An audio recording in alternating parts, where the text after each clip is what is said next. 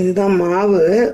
ஈரப்பதமாக 3/4 kilo மாவு எடுத்து வச்சுருக்கேன். ஈரப்பதமாக இருக்கு பாருங்க.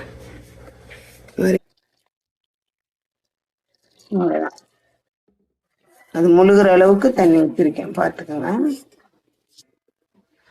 இப்போ தண்ணி ஊற்றி நான் இது பண்ணுறேன். அதனால் இது மெல்ட் ஆனோன்னா வடிகட்டிடலாம். வடிகட்டிக்கலாம், அதுக்காக தானே பண்ணுறேன்.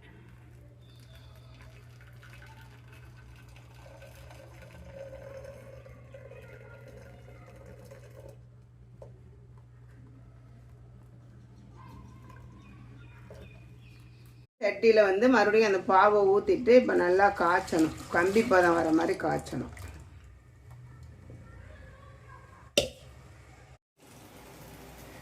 டீஸ்பூன் உப்பு போடுறேன். இப்போ வந்து சுக்கு பொடி வந்து இந்த குட்டி ஸ்பூன் இட்டு 1 ஸ்பூன் போடுறேன்.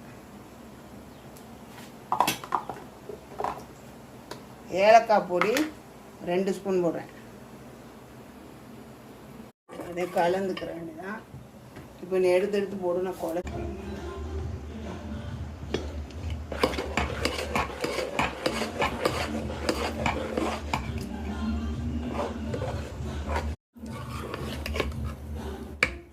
கட்டிப்படாமல் இந்த மாதிரி கிண்டிருங்க நல்லா.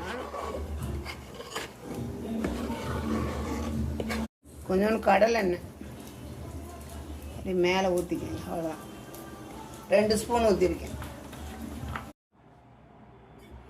அதிரசம் மாவு ரெடி பண்ணியாச்சு. இந்த பதத்தில் அப்படியே எடுத்து வச்சுருங்க. நாளைக்கு சுட்டுக்கலாம்.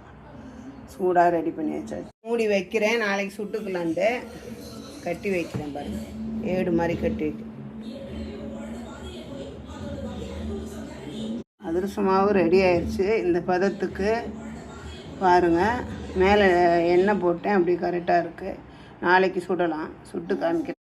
அதிரசம் மாவு இதில் மாற்றிட்டேன். நல்லா பதமாக ரெடி ஆயிடுச்சு பாருங்கள்.